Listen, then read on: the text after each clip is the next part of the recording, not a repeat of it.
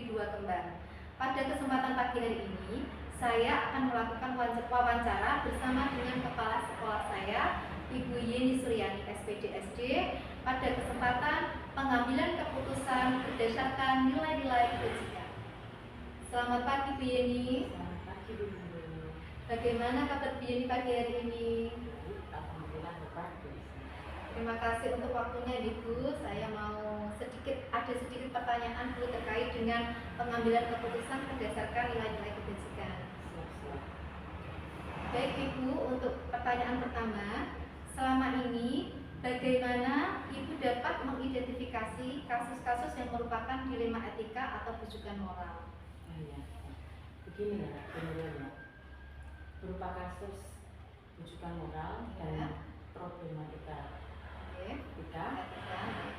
Itu setiap sekolah ini pasti mempunyai masalah dan harus diselesaikan. Apabila memang di kualitasnya sendiri di lingkungan kecil ya, itu bisa menyelesaikan sendiri, saya berikan kesempatan kepada dirinya. Tetapi apabila itu tidak bisa dan meminta kepada kami selaku kepala sekolah, jadi kami harus membantu. Tetapi dengan cara-cara tidak langsung mengambil keputusan, harus dicari kasusnya itu bagaimana dengan melibatkan semua PPK. Jadi PPK ini berkolaborasi. Jadi didapatkan apabila memang sudah bisa terselesaikan di sekolah sendiri, berarti sudah ada solusi. Tapi apabila memang tidak, kami rapat dengan komite monitoring juga untuk mengambil keputusan bagaimana keputusan itu yang terbaik. Dan juga misalkan harus adanya dari pengawas dan satpol apabila memang dibutuhkan. Begitu. Baik Ibu. Kemudian selanjutnya, selama ini bagaimana Ibu menjalankan pengambilan keputusan di sekolah Ibu, terutama untuk kasus-kasus di mana ada dua kepentingan yang sama-sama benar atau sama-sama mengandung nilai kebajikan? Kita ambil dari kasus tersebut dengan berbagai angket solusinya, misalkan solusi ini harus sesuai apakah kepentingan untuk sekolah, ataukah berpihak pada di lingkungan sekitar, ataukah diri pribadi masing-masing. Setelah itu tidak hanya mengambil keputusan tersebut, tetapi kita lihat kebenarannya. Karena apa? Rujukan moral atau apa? Misalnya itu tidak baik, jadi tidak diselesaikan secara tiba-tiba. Harus ada pemikiran yang ekstra, gitu. Jadi jangka panjangnya. Betul. Kita harus mencari solusinya itu dampaknya bagaimana. Itu apakah merugikan sekolah atau merugikan lingkungan lahir, ataukah merugikan lingkungan kecamatan, gitu. Misalnya di kecamatan kita sendiri. Jadi nggak harus serta-merta harus memutuskan dengan ego sendiri, tapi dengan kolaborasi tadi, pemikiran dengan PPK dulu, komite, pemangku kepentingan di sini, dan wali juga ada penasihat dari pengawas. Terima kasih. Selanjutnya, langkah-langkah atau prosedur seperti apa yang bisa Ibu lakukan selama ini? Langkah-langkahnya? Iya. Contohnya misalnya yang tidak begitu urgent, ya Bu ya. Yeah. Ada sharing antara guru dan kepala sekolah. Karena setelah di KPM atau di lingkungan sekolah itu pasti ada salah satu masalah yang harus diselesaikan. Jika guru itu mau membuka hati, mau diberi masukan dan sudah melaksanakan dengan baik dilakukan, berarti berarti sudah terselesaikan misalnya ke siswa. Karena pembelajaran tujuan kita itu kan memang bergerak ke murid, gitu ya. Dan apabila memang tidak bisa, ya seperti itu, kita harus melakukan tadi misalnya solusi itu kan sebetulnya banyak ya Bu ya. Ada yang satu ya jenis satu.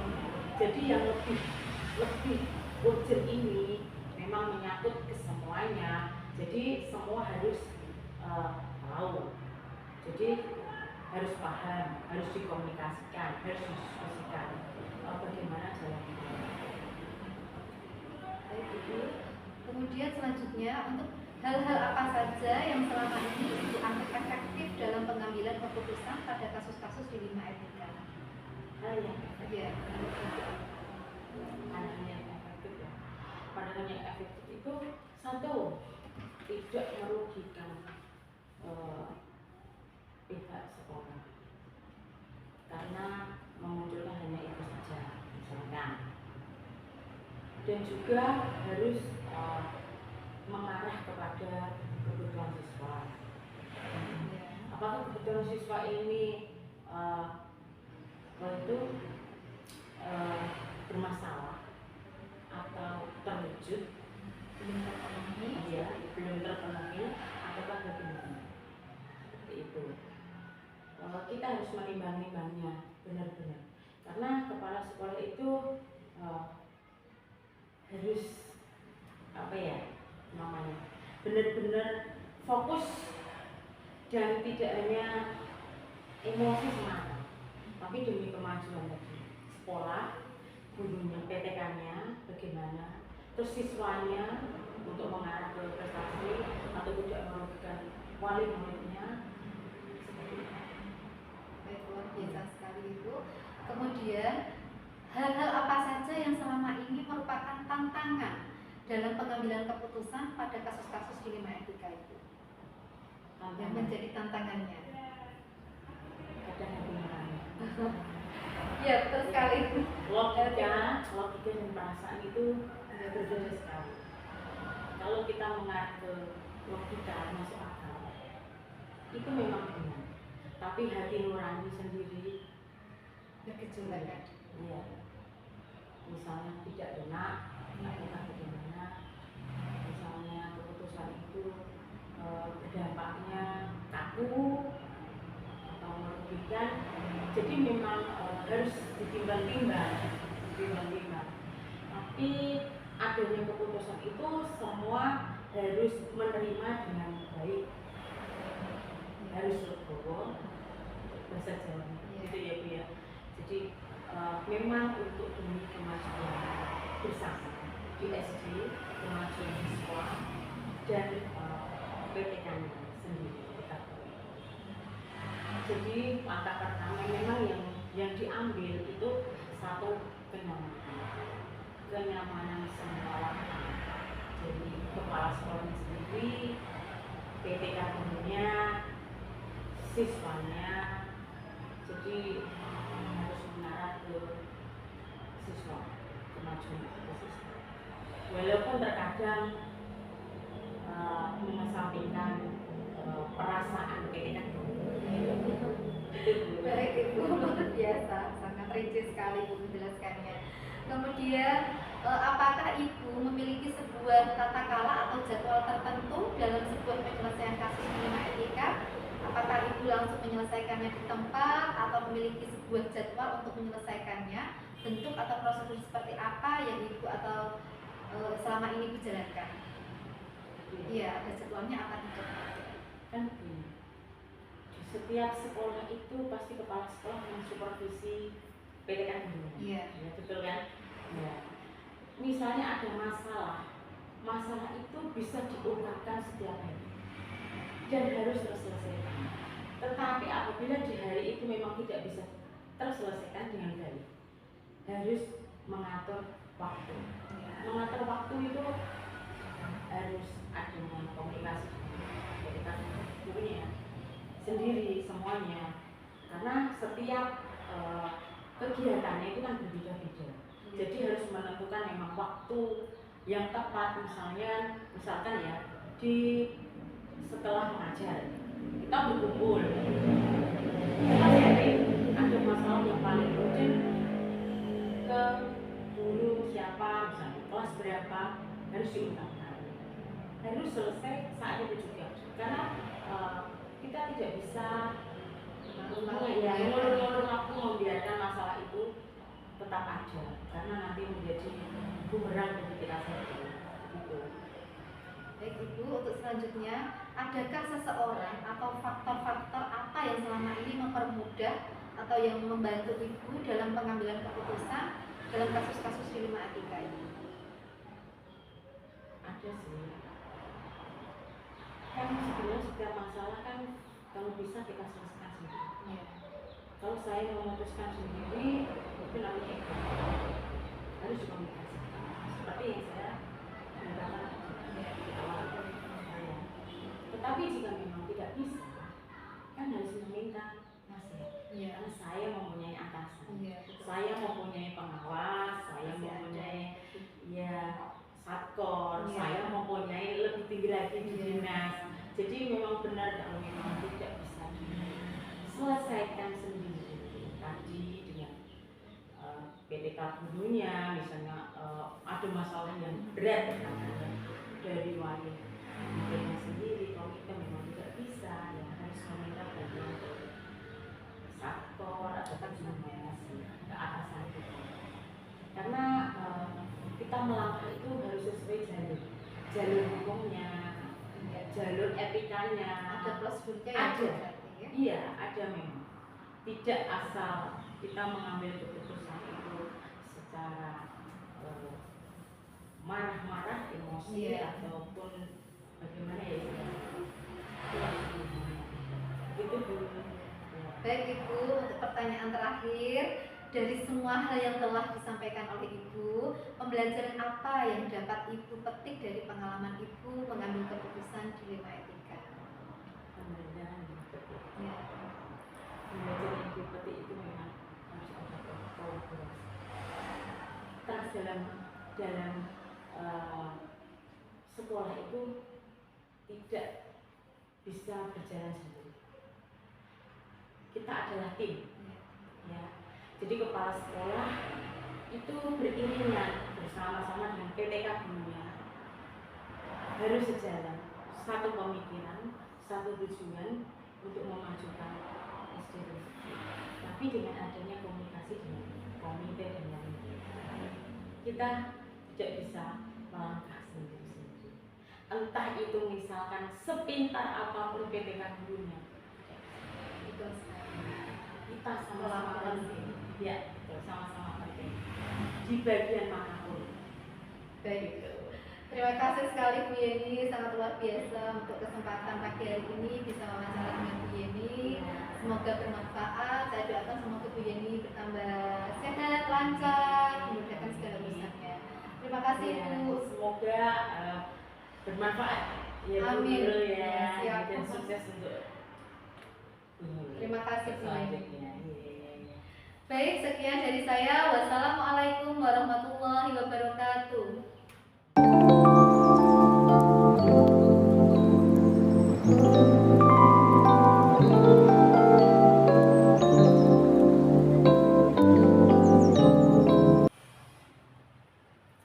Assalamualaikum warahmatullahi wabarakatuh. Waalaikumsalam warahmatullahi wabarakatuh. Perkenalkan, saya Nurul Isnintiasih, CGP Angkatan 9 dari SD Negeri 2 Kembang. Hari ini saya akan melakukan wawancara kepada beliau Ibu Yayu Widayati selaku Kepala Sekolah SD Negeri 6 Tubanan. Perihal wawancara pada kesempatan siang hari ini yaitu tentang pengambilan keputusan berdasarkan nilai-nilai kebajikan.